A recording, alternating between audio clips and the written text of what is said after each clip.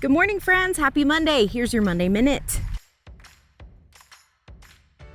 Today, you might notice that we're in a little bit of a different environment than we normally are, and I really wanted to bring Stephanie out here to show you guys a little bit about how yoga can benefit our mental health. We have Kendall here with us. She's going to be demonstrating the poses that Stephanie teaches us.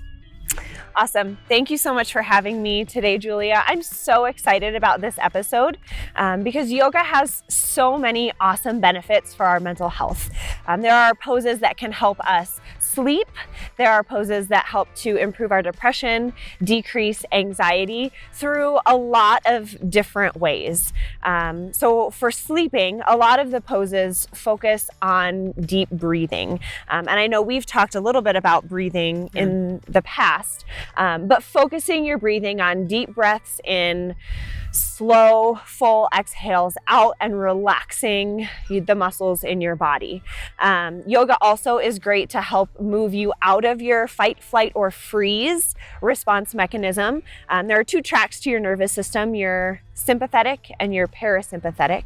When we're operating in our fight, flight, or freeze response, we are operating in our sympathetic nervous system. So yoga and breathing help to move us from our fight, flight, or freeze and our sympathetic response over into our parasympathetic response, which is for calming and relaxation. Awesome. So the first pose that I'm going to have Kendall demonstrate is actually a combination of two poses. The first will be cat-cow into a downward facing dog. I'm also going to cue her breathing, so it's specific to how she's moving in the poses. So the first pose that we're going to do is cat-cow. So I'll have you drop down onto your mat in a tabletop position where your knees are stacked under your hips and your hands are stacked under your shoulders. From here, you'll reach your heart forward and drop your ribcage down to the ground with an inhale. And as you exhale, reach your back up and drop your chest down. Good. And inhale, ribs down, chest forward. Good. Exhale, lift your ribcage up. One of my favorite things about this particular yoga pose is that we hold so much tension in our bodies throughout the day, and it gets so built up and we don't even realize that it's happening. And so I really love this particular movement because it really allows us to release the tension in multiple directions of our body, which is ideally what we want to do when we're going to sleep at night. We don't want to have the tension in there anymore. We want to be able to fully relax, fully be able to breathe. And so this is one of my favorite movements for that. Now we'll transition into a downward dog pose. So tuck your toes, send your hips up and back, drive your heels down to the bottom of your mat, draw your chest towards your thighs. Good.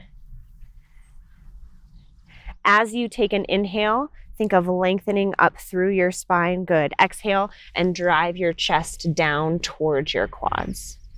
Good. Good, Kendall. And go ahead and come forward into a high plank position. Good, and you can drop down onto your knees. So the next pose that we're going to do is called an easy pose, and we're going to do some neck rolls with it as well. And this pose is really great for anxiety. Oftentimes we carry our anxiety in our shoulders and our necks. So this helps to relax your shoulders, relax your neck, but then also to control your breathing to move you out of that fight, flight, or freeze response. So Kendall, we're going to get into an easy pose. So you're just seated on the ground with your legs crossed. You can rest your hands on your thighs, and you'll really focus on controlling your breathing. So when you inhale, you'll raise your shoulders up towards your ears. As you exhale, roll your shoulders back and drop your shoulder blades down your spine. Good. Inhale, roll your shoulders up. Exhale, relax your shoulders back and down your spine. Let's do that one more time. And as you exhale, notice your shoulders and muscles relaxing. And go ahead and return to normal breathing and drop your right ear to your right shoulder and slowly roll your chin down to your chest and your left ear to your left shoulder. And then back to center, and back to the right. Good.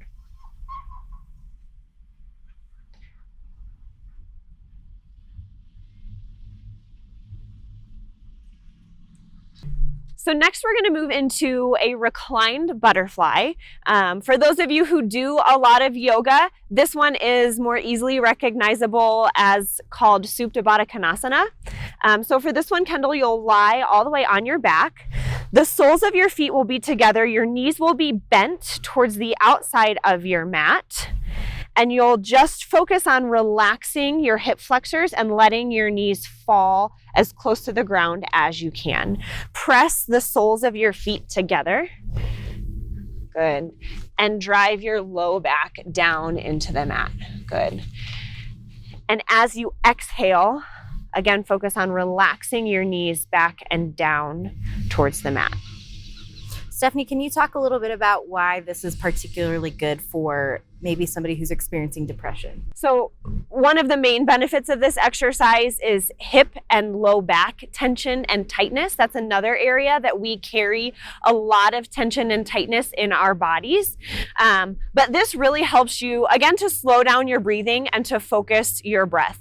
All of these yoga poses are great for depression in that they get you up and they get you moving, right? One of the things that depression wants us to do is stay isolated and not to do anything active. Oftentimes we tend to stay in bed or stay on the couch and we don't want to get up and move. So all of these poses are great to help you get up, get moving, get blood flowing through your body, and help to keep you active. Awesome, thank you. So the last pose we're gonna have Kendall do is a child's pose. So for this, you'll start in a tabletop position. Your big toes will come together and your knees will go out to the outside of your mat. You'll sit your hips down and back and reach your hands forward towards the front of your mat. Let your chest fall down towards the mat. Good.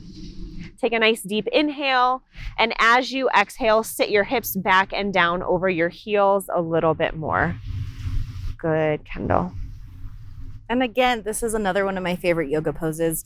I just feel like when you are in a child's pose, it kind of shuts out the world around us. And I think we get so much noise in our lives, whether it's from social media or the news media or people in our lives sharing their opinions with us. And so this pose always makes me feel like I'm a little bit closed in, I'm a little bit safe, I'm a little bit insulated from all of that noise, and I can reconnect to what's actually going on inside of me. I can find my breath again. I can listen to my voice, what I'm saying, what I'm thinking, what I'm feeling. And this is one of the ways that I love to end my day, just to kind of quiet it down a little bit. And I think it's also a great way to start your day as well. Mm-hmm. Oftentimes, if you're taking a yoga class, this is the position that you start in to set the intention for your class.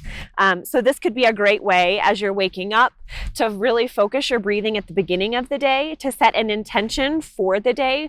What do I want to focus on? How do I want to move through my day? Do I want to let those things that Julia just mentioned, social media, others' opinions, do I want to let those things rule my day, or do I want to set the tone and set the focus for my day?